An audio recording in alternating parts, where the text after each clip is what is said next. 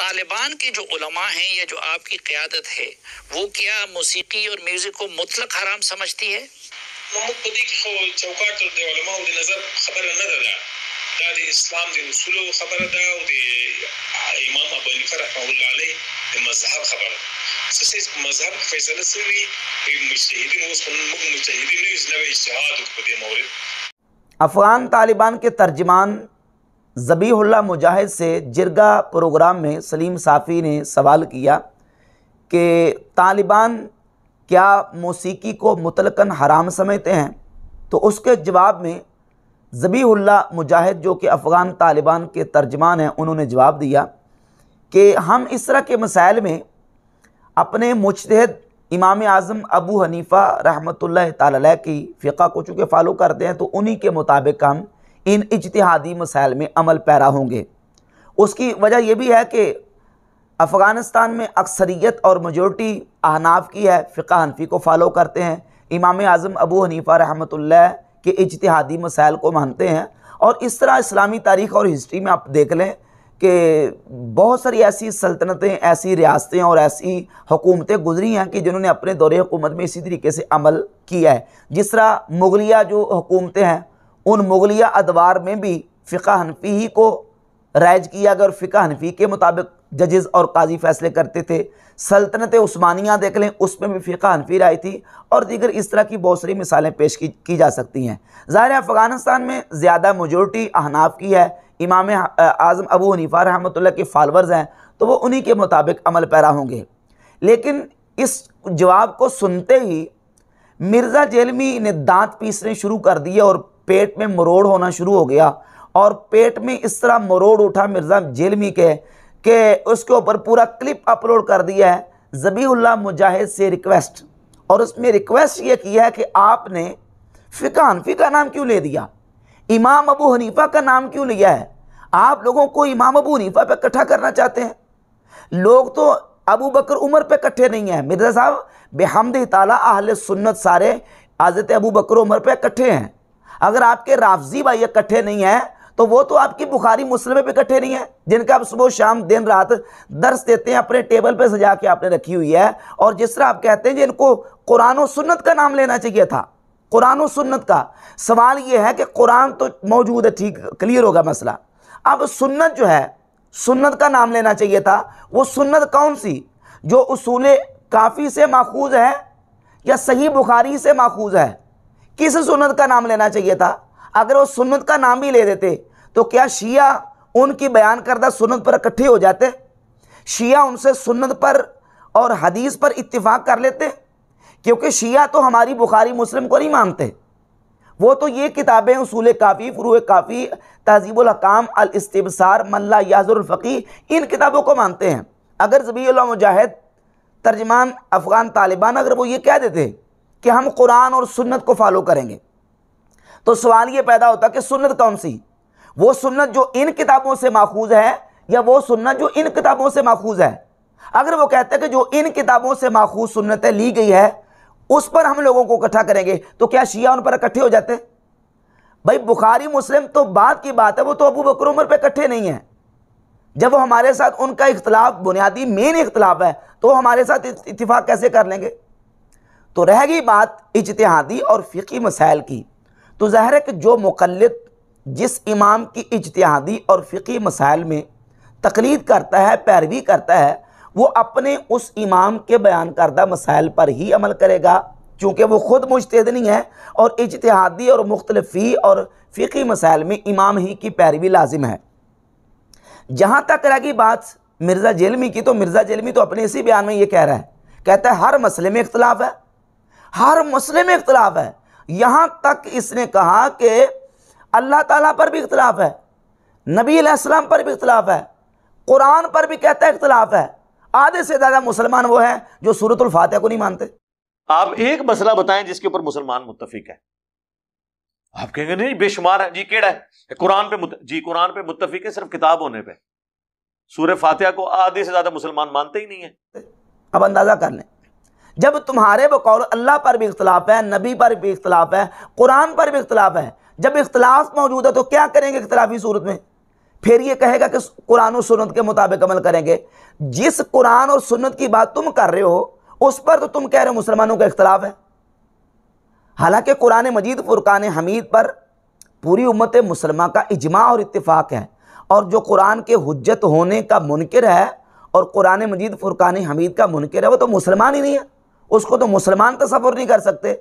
रसूलुल्लाह सल्लल्लाहु अलैहि वसल्लम की जहाँ तक सुन्नत की बात है तो अहले सुन्नत व जमात का जो इजमाई नज़रिया और अक़ीदा बिहम्दि ताला वो उस पर सुन्नत की हुज्जियत पर मौजूद है। अच्छा, उसके बाद आगे बात फिर ये कहता है जी कि कहता कई ऐसे फ़िक़ी इज्तिहादी मसाइल हैं कि जो आप देख लें, फ़िक़ा को उठाकर देख लें, शाफ़ी, मालिकी, हनफी, हम्बली आप उठाकर देख लें, उन्होंने वो फ़िक़ा के मसले हल नहीं किए, मैंने वो फ़िक़ा का मसला हल किया है। वो कौन सा? वो ज़राफ़ा का मसला है जी। ज़राफ़ा का मसला मैंने हल किया है, मुझे दिखाएं मुझसे पहले किसने हल किया, तो आप मेरी तकलीद कर लें। ज़राफ़ा भी बहीमतुल अनाम में आता है, उसका भी खुर कटा हुआ होता है, वो भी मवेशियों में आता है। ज़राफ़ा हलाल है। ये मेरे से पहले अगर इमाम हनीफा, इमाम शाफ़ी, इमाम बिन हंबल, इमाम मालिक ने कहीं बताया तो बताएं। हालांकि ये भी बात बिल्कुल मिर्ज़ा की जहालत पे मबनी है। बिहम्दि ताला हमारे फ़ुक़हा ने इन मसाइल को हल किया है। अगर तुमने उन मसाइल को, उन किताबों को नहीं पढ़ा तो तुम्हारी अपनी ज़ाती जहालत है। मैं आपके सामने चंद हवाले रखता हूँ। ये इमाम इब्न नुजैम की किताब है अल अशबा व नज़ायर। इमाम इब्न नुजैम फ़िक़ह हनफ़ी के बहुत बड़े इमाम हैं। अल मुतफ़ा 970 हिजरी ये किताब है कमालुद्दीन दमीरी की। अल मुतफ़ा 808 हिजरी हयातुल हयवान। और ये एक और किताब है इमाम इब्न नुजैम की अल बहरुर राइक। अल बहरुर राइक की जिल्द नंबर 6 और सफ़ा नंबर 13 पर, और अल्लामा दमीरी ने अपनी किताब हयातुल हयवान जिल्द नंबर 2 सफ़ा नंबर 146 और 47 पर ज़राफ़े के हवाले से पूरे का पूरा उन्होंने इस पर बयान दिया है। ज़राफ़ा, ज़ुराफ़ा, इसको नाम को किस तरह पढ़ना है, इसकी कितनी किस्में हैं और इसकी शक्ल और सूरत किस तरह की होती है, इसके शरई अहकाम क्या है, किन किन फ़ुक़हा ने, किन किन उलमा ने इस पर क्या क्या तबसरा किया है, कौन से उलमा इसको हलाल समझते हैं, कौन से उलमा इसको हराम समझते हैं, और फ़ुक़हा का इस पर नुक्ता नज़र किया, वो सारी डिटेल उन्होंने इसमें तफसील से बयान किया है। और इमाम इब्न नुजैम हनफ़ी अल मुतफ़ा 970 हिजरी अपनी किताब अल अशबा व नज़ायर की के सफ़ा नंबर 69 पे लिखते हैं, व अम्मा मसला तो ज़ुराफ़ा, ये ज़ुराफ़ा और ज़राफ़ा, जा के फ़तह और जा के ज़म्मा दोनों तरीके से पढ़ा जाता है। व अम्मा मसला तो ज़ुराफ़ा या ज़राफ़ा फ़ल मुख्तारु इंदहुम हिल्लु अक़लिहा। ज़ुराफ़ा की हिल्लत को तो हमारे आइमा उलमा ने सदियों साल पहले जब मसला पेश है तो हल कर दिया, और मिर्ज़ा साहब जो हैं वो कहते हैं जी कि ये मसला मैंने हल किया। इसे कहते हैं ये मुंह और मसूर की दाल। आपको क्या पता कि ये मसाइल किस तरह हल करने, आपकी औकात क्या है। इन मसाइल को बिहम्दि ताला फ़ुक़हा ने पहले से हल किया है, और दीगर जितने इस तरह के मसाइल हैं कवायद ज़वाबित उलमा ने जानवरों की हिल्लत और हुर्मत के कुरान और अहादीस से अख़ज़ करके बयान कर दिए। रह गई बात ये कि फ़िक़ह हनफ़ी का नाम क्यों लिया है, तो ये बात याद रखें कि जो इस्लामी दीनी मसाइल हैं वो दो तरह के हैं। एक वो मसाइल हैं कि जो मुहकम सरी और वाज़ेह हैं, जिन पर उम्मत का इत्तिफ़ाक और इज्तिमा है, जो मुजमा अलैह मसाइल हैं। और दूसरे मसाइल वो हैं कि जो मुख्तलिफ़ी मसाइल हैं, इज्तिहादी मसाइल हैं, जब मसले में इज्तिहाद को दखल आ जाए। अब ये भी ज़रा मुख्तसर सा समझें कि इज्तिहाद क्यों उलमा को करना पड़ता है। उसकी वजह यह है कि बाज़ का मसाइल में पेचीदगी आ जाती है। मसलन पेचीदगी किस तरह आती है, उसकी एक मिसाल है तारुज़ नसूस, के नसूस आपस में टकरा जाती हैं, यानी दलाइल इस तरफ भी मौजूद हैं, दलाइल उस तरफ भी मौजूद हैं। अब इन दोनों तरफ के दलाइल को सामने रखकर किन दलाइल को राजे करार देना है और किन दलाइल को मरजू करार देना है, दोनों तरफ के दलाइल वही सामने रखेगा जो दर्जा इज्तिहाद पर फायज है, मुज्तहिद है, और वो किताबुल्लाह, सुन्नत रसूल सल्लल्लाहु अलैहि व आलिहि वसल्लम, और उसके लिए जो बुनियादी उलूम व फ़नून जिनकी ज़रूरत है वो तमाम उसके पास बुनियादी उलूम व फ़नून हों, उसका माहिर हो। फिर वो अपनी पूरी हिम्मत और अपनी पूरी कोशिश के साथ अपनी पूरी सलाहियतों को, तवानाइयों को बुरुए कार लाकर उस मसले पर हल पेश करे, तो उसको कहते हैं इज्तिहाद। अब किताबुल्लाह की जब बात करें तो किताबुल्लाह के अंदर भी ज़ाहिर है कि कई ऐसी चीज़ें हैं जिनमें इज्तिहाद करना पड़ता है। मसलन कुरान मजीद में है कि जब मर्द अपनी बीवी को तलाक दे देता है तो अल्लाह करीम ने फरमाया यतरब्बस्न बिअन्फुसिहिन्ना सलासत कुरू 3 कुरू तक वो औरतें इंतज़ार करें। अब लफ्ज़ कुरू कुरान ने इस्तेमाल किया, कुरू का माना क्या है, इसमें इख्तलाफ आ गया। इमाम आज़म अबू हनीफा रहमतुल्लाह फरमाते हैं कि कुरू का माना है हैज़, इमाम शाफी कहते हैं कुरू का माना है तोहर। अब इमाम आज़म ने कुरू का माना हैज़ बयान करने पर अपने दलाइल पेश किए, इमाम शाफी अपने दलाइल पेश करते हैं। अब इन दलाइल में से किसके दलाइल राजे हैं? ज़ाहिर है कि हम इमाम आज़म अबू हनीफा रहमतुल्लाह को फॉलो करते हैं, हम उनके दलाइल को राजे करार दे के हम कहते हैं कि कुरू का माना यहाँ हैज़ है।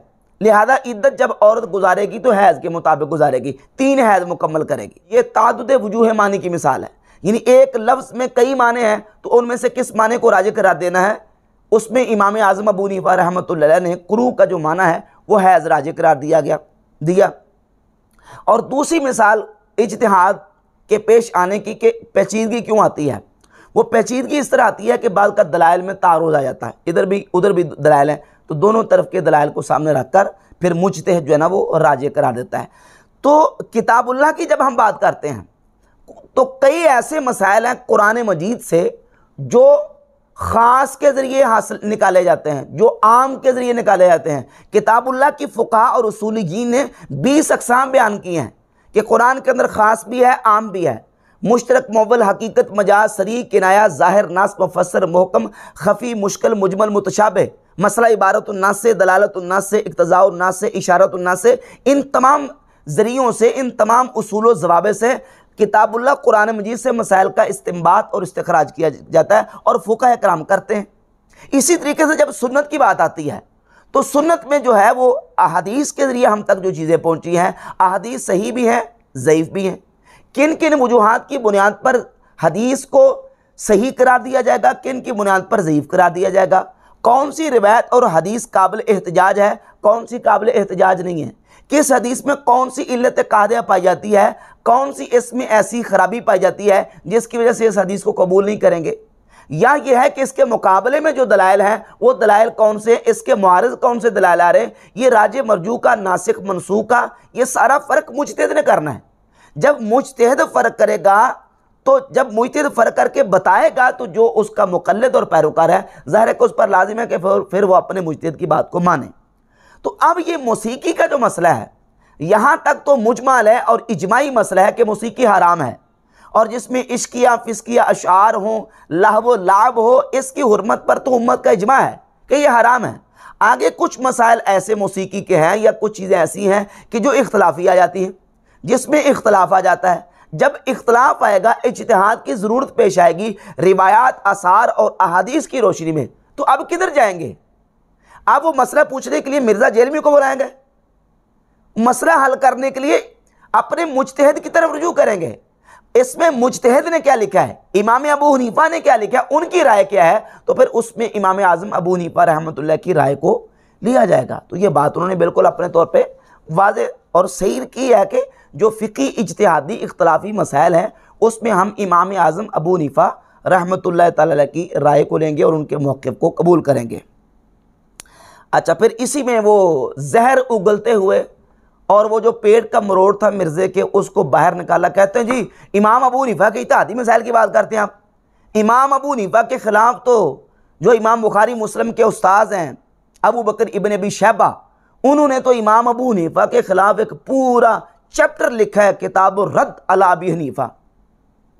ये समझे कि एक लोगों को पे दौंस डालने के लिए हवाला दे दिया इमाम अबू बकर इब्न अबी शैबा अल-मुतवफ़्फ़ा 235 हिजरी का, कि उन्होंने जनाब इमाम अबू हनीफा के ख़िलाफ़ एक रसाला लिखा है या एक बाब लिखा है। तो मिर्ज़ा साहब वो सिर्फ इमाम अबू हनीफा के ख़िलाफ़ नहीं लिखा, इमाम मालिक रहमतुल्लाह के ख़िलाफ़ भी लिखेगी किताबें, इमाम शाफ़ई के ख़िलाफ़ भी किताबें लिखी गई, इमाम बुखारी रहमतुल्लाह के ख़िलाफ़ ख़ुद उनके जो शागिर्द इमाम मुस्लिम रहमतुल्लाह अलैह सही मुस्लिम का मुकदमा उठा लें, रिवायत नंबर 92 92 नंबर रिवायत में तो इमाम मुस्लिम ने इमाम बुखारी के ख़िलाफ़ जो जुमले लिखे हैं वो आप ज़रा पढ़ के सुनाएं लोगों को। हदीस की तौहीन करने वाला और मुहद्दिसीन के इजमा का इनकार करने वाले, ये सारे लफ्ज़ लिखे हैं। तो अब इमाम बुखारी को क्या कहेंगे? इमाम बुखारी रहमतुल्लाह के खुद अपने उस्ताद मोहम्मद बिन यहया ज़ुहैली ने इमाम बुखारी रहमतुल्लाह को उनके दर से निकाल दिया। इमाम बुखारी को क्या कहेंगे?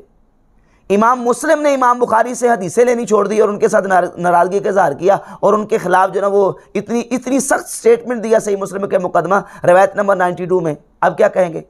इमाम बुखारी रहमतुल्लाह के ख़िलाफ़ उनके अपने जो साथी हैं, ये किताब अल जर्ह व तादील, ये जर्ह व तादील की जो बुनियादी किताबें हैं उनमें से जिल्द 2 है, सफ़ा नंबर 259 है।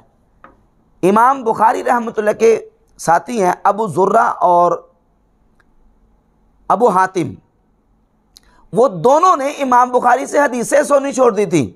सुमा तारा का हदीसहु इंदा मा कतब इलैहिमा मुहम्मद इब्न यहया अन्नैसाबुरी अन्नहु अज़रा इन्नहुम अन्ना लफ्ज़हु बिल कुरान मखलूक। वो कहते थे कि इमाम बुखारी मुअतज़िली हो गई हैं, इन्होंने जो ना वो कहा कि कुरान अल्लाह की मखलूक है।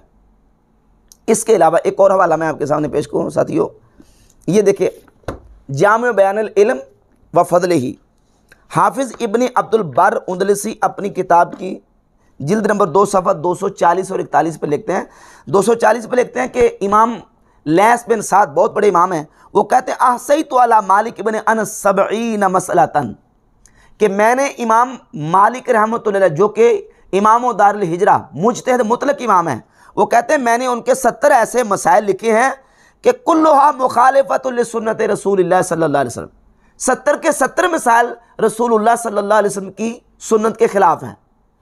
और मिम्मा काला फ़ीहा बिराइही, कि जिनको इमाम मालिक ने अपनी राय से बयान किया है। वलक़द कतबतु इलैहि आइज़ुहु फ़ी ज़ालिका, मैंने इमाम मालिक को लिखा था और उनको नसीहत की थी कि आपके ये 70 मसाइल जो है वो रसूलुल्लाह की सुन्नत के ख़िलाफ़ हैं। और इस जो ख़त है ना जो उन्होंने लिखा था, ये तारीख़ यहया इब्न मईन के आखिर में वो ख़त जो है वो मज़कूर है, जो इमाम लैस बिन साद ने इमाम मालिक रहमतुल्लाह को लिखा। और फिर इमाम मालिक रहमतुल्लाह ने उस ख़त का जवाब दिया कि भाई आपको गलत फहमी हुई है, मेरे मसाइल सुन्नत के ख़िलाफ़ नहीं हैं, बल्कि सुन्नत को अख़ज़ करने का मेरा अपना मनहज है।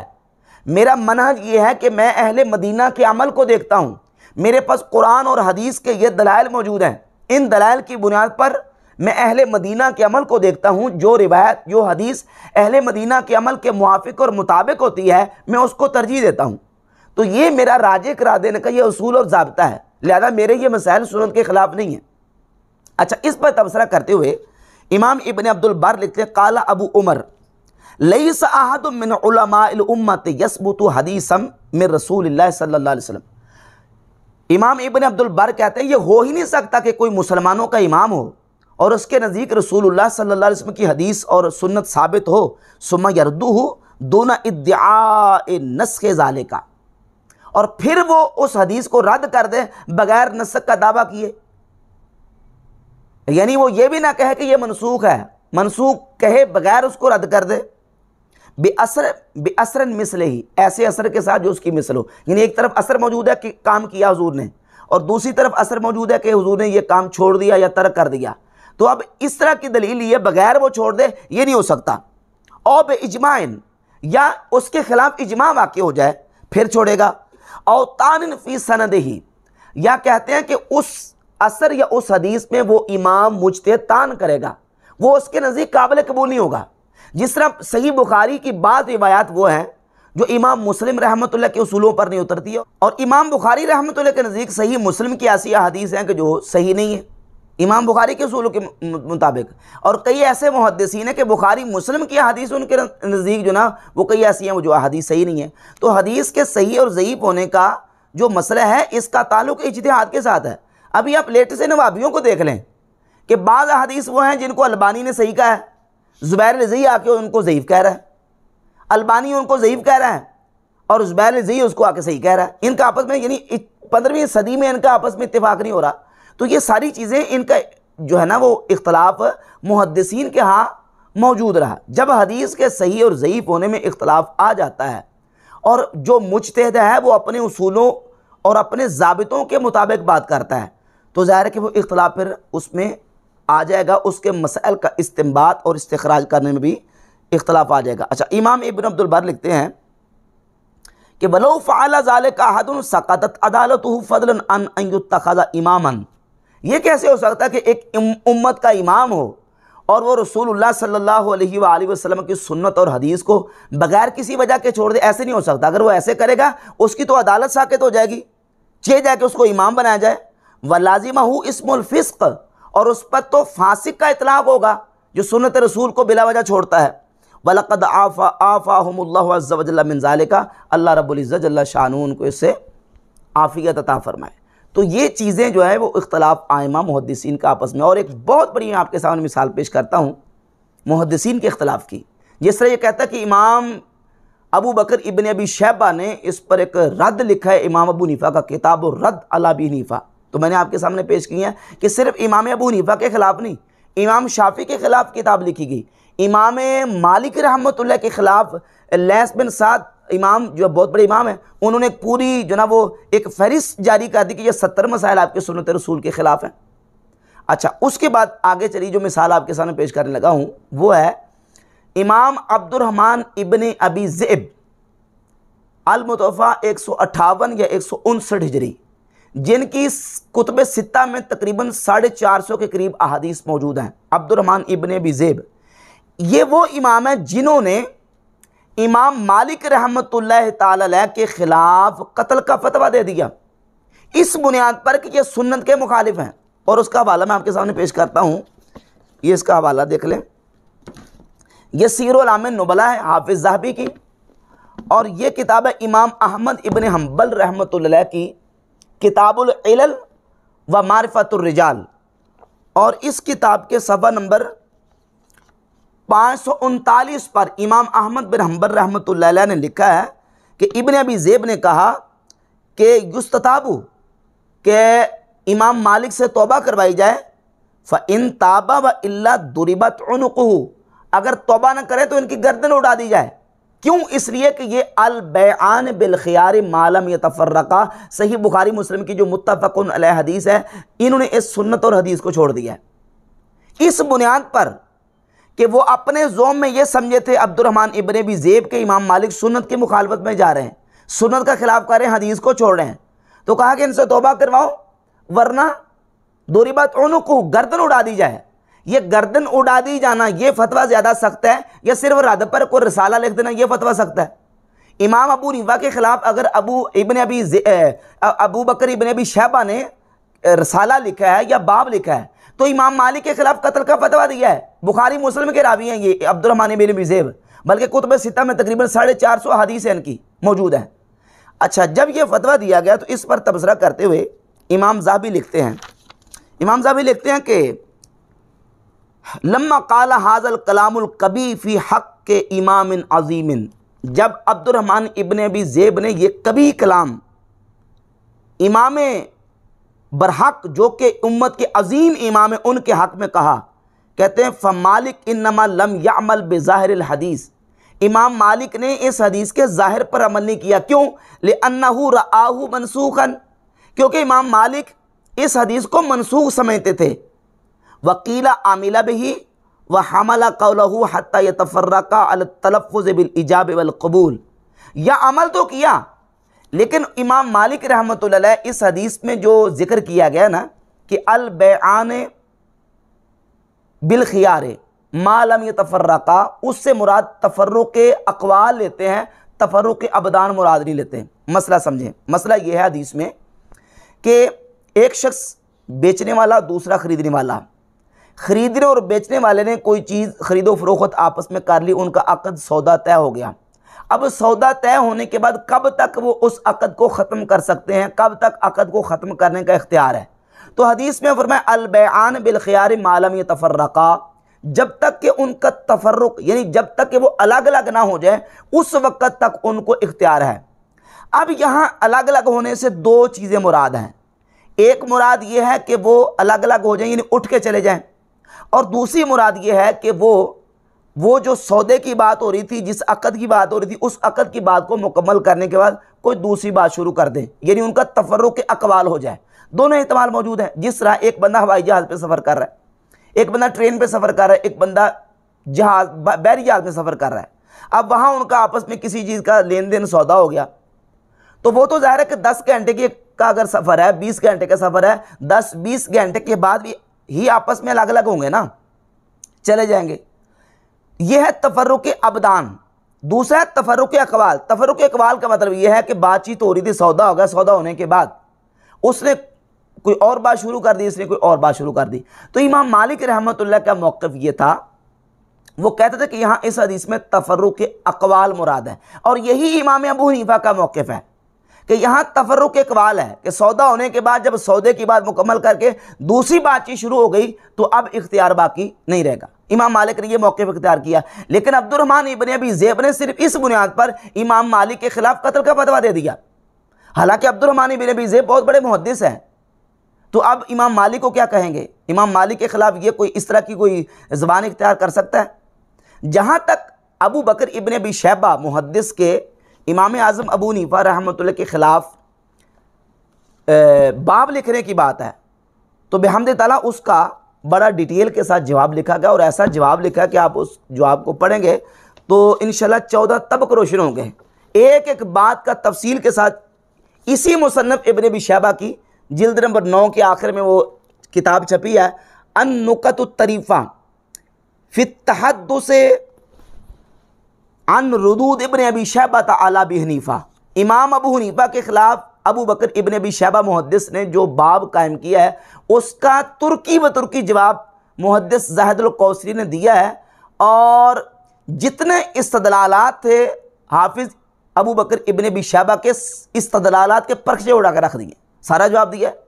रह गई बात इमाम आज़म अबू हनीफ़ा रहमतुल्लाह के इज्तिहादात की, तो बिहम्द ताला इमाम आज़म रज़ियल्लाहु ताला अन्हु की ज़ात अक़दस ने जो उन मसाइल में जो 125 मसाइल इन्होंने जिक्र किए हैं, 1.25 लाख मसाइल में से 125 मसाइल, उनमें भी इमाम आज़म अबू हनीफ़ा रहमतुल्लाह का जो अल्लाह के फजल करम से मौक़िफ़ है, उस पर इमाम आज़म के पास उसके मुआरिज़ दलाइल मौजूद हैं, और जो दलाइल इन्होंने दिए उन दलाइल के जवाबात भी मुहद्दिस ज़ाहिदुल कौसरी ने जिक्र किए हैं।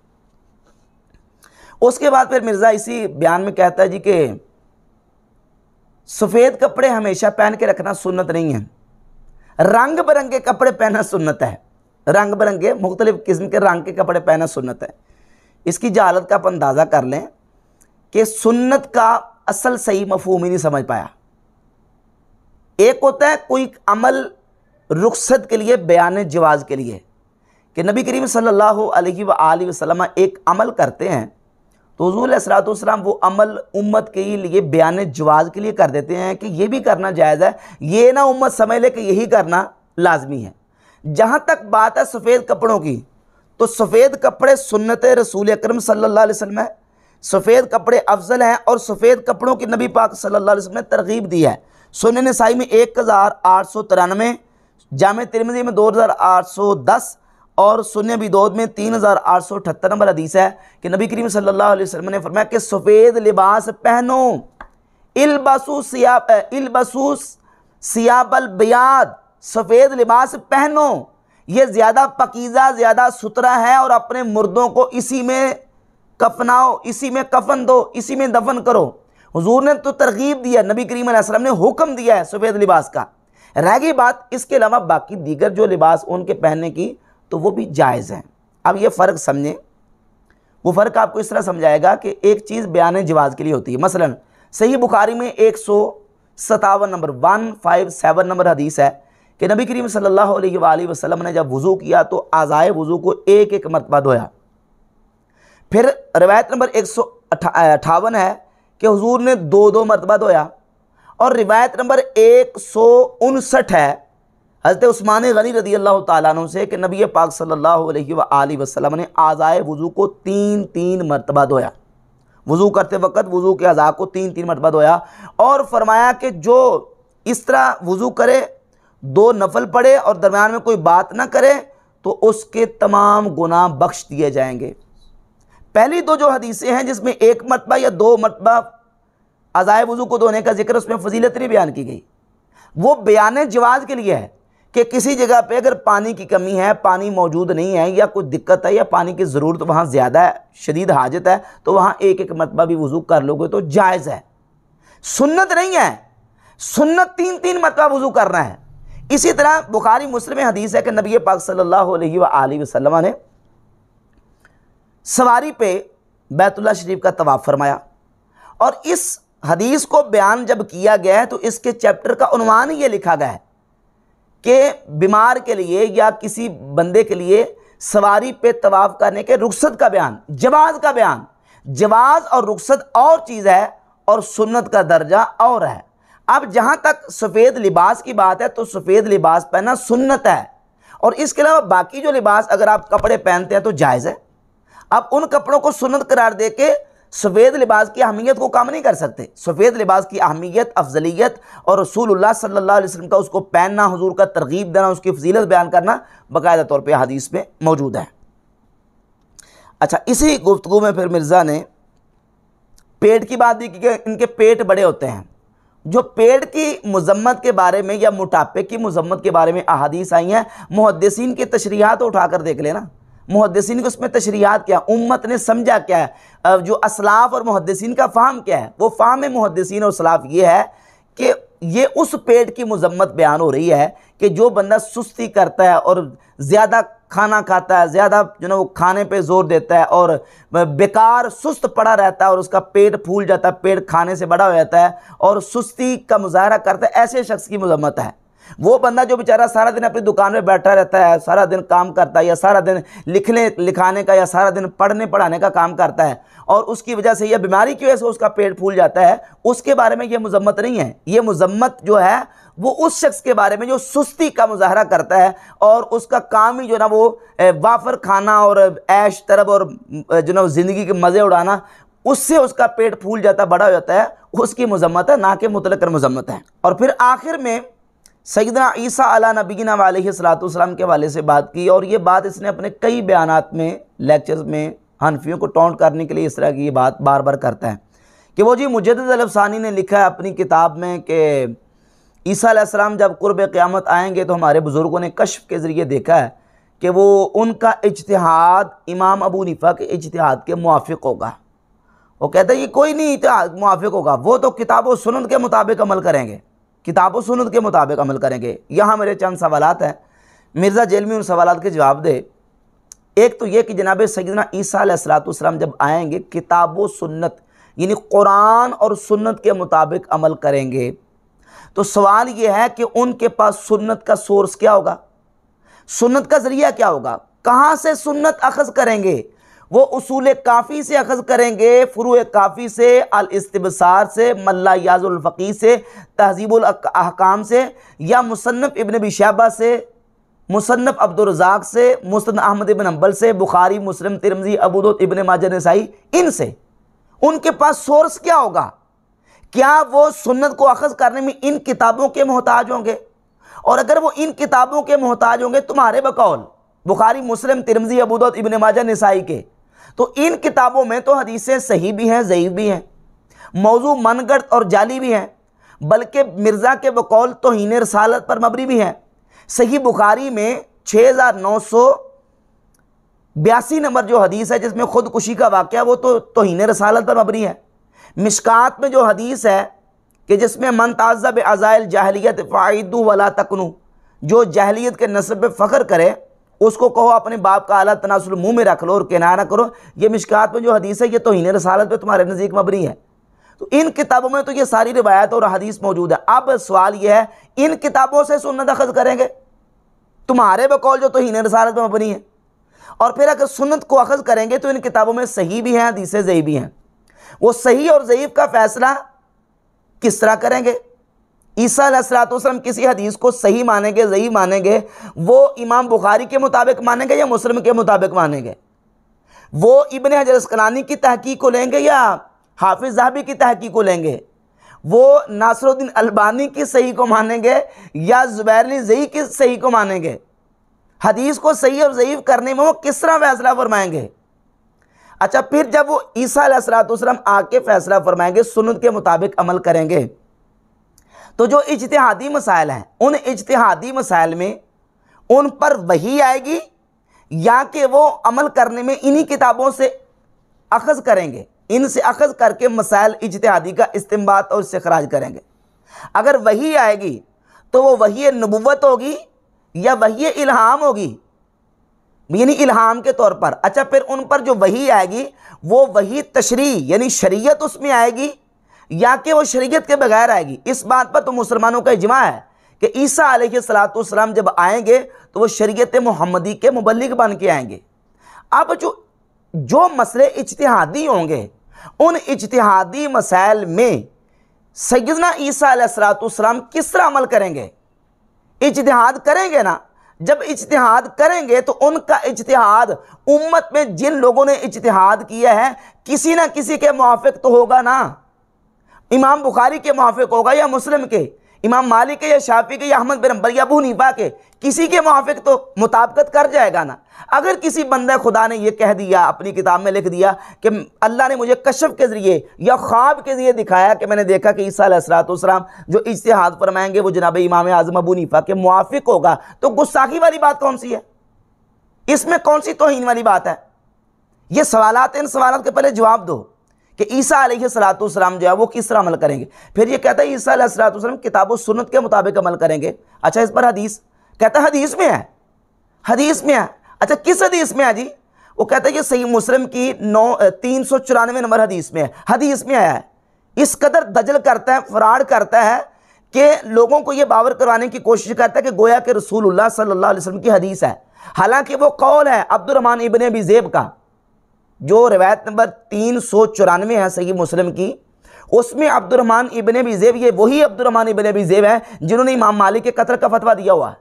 ये वो अब्दुर्रहमान इब्न अबी ज़ैब है कि जो इमाम मालिक रहमतुल्लाह के खिलाफ कत्ल का फतवा दे चुके हैं, सिर्फ इस बुनियाद पर कि इमाम मालिक ने इस हदीस का इनकार किया। हालांकि इनकार नहीं किया, उनकी फाहम और उनकी इमाम मालिक की समझ और थी और इनको कुछ और समझ आया। ये वो समझ नहीं सके अब्दुर्रहमान इब्न अबी ज़ैब जो इमाम मालिक रहमतुल्लाह अलैह ने समझा था, और इन्होंने इमाम मालिक रहमतुल्लाह के खिलाफ कत्ल का फतवा दे दिया। और इसको बयान के इमाम अहमद बिन हंबल ने अपनी किताब अल इल्ल व मारिफतुर रिजाल में, और हाफिज़ ज़हबी ने सीर अलामिन नुबला की जिल्द नंबर 6 के सफ़ा नंबर 563 पर, ये वो अब्दुर्रहमान इब्न अबी ज़ैब है जिन्होंने ये कहा कि वो किताब और सुन्नत के मुताबिक अमल करेंगे, और मिर्ज़ा उसको हदीस बना के पेश कर रहा है।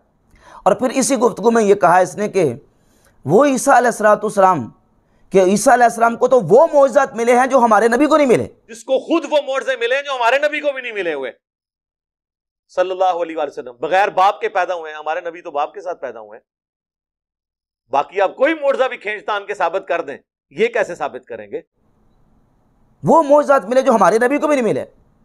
ये तुम्हें नजर आ रहा है जुज़वी फजीलतें, तो तुम्हें यह नजर नहीं आता कि ईसा अलैहिस्सलाम वो ईसा हैं जो मेराज की रात हमारे नबी सल्लल्लाहु अलैहि वसल्लम के पीछे मुक्तदी बन के खड़े हैं। वो ईसा अलैहिस्सलाम है जो कुर्ब क़यामत हमारे नबी सल्लल्लाहु अलैहि वसल्लम की शरीयत के मुबल्लिग बन के दुनिया में तशरीफ लाएंगे। ये तुम्हें नजर नहीं आता।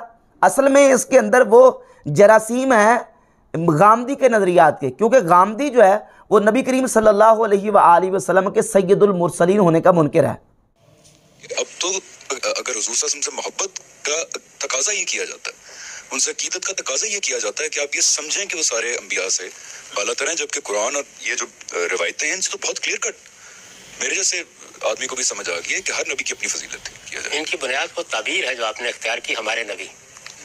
जैसे ही आप इस जगह पर पहुंच जाते हैं तो फिर ये तासुबात खत्म होना शुरू हो जाते हैं। गामदी हुजूर अलैहिस्सलाम को तमाम नबियों का सरदार नहीं मानता, वो मुनकिर है इस चीज़ का। तो चूंकि इसने वो जो नज़रियात हैं उनको चोर दरवाज़ा निकाल के उम्मत के अंदर फैलाना है, तो ये बार बार फिर जुज़वी फजीलतों का जिक्र करके तो वो लोगों के दिमाग पे दस्तक देने की कोशिश करता है कि ईसा अलैहिस्सलाम को तो वो मौजज़ात मिले हैं जो हमारे नबी को नहीं मिले। ये नहीं देखते कि अफज़लियत मुतलका रसूलुल्लाह सल्लल्लाहु अलैहि वसल्लम को अल्लाह ताला ने अता फरमाई है। हुजूर सैयदुल मुरसलीन है, हुजूर नबियों के इमाम हैं। ईसा अलैहिस्सलाम मिराज की रात हुजूर के पीछे मुक्तदी बन के खड़े हैं। कुर्ब क़यामत ईसा अलैहिस्सलाम हुजूर की शरीयत के मुबल्लिग बन के हैं। ये तुम्हें नज़र नहीं आता कि अफज़लियत मुतलका अल्लाह करीम ने रसूलुल्लाह सल्लल्लाहु अलैहि वसल्लम को अता फरमाई है। तो इस अंदाज से इसने इस क्लिप में इस तरह की जो ना वो वारदातें की।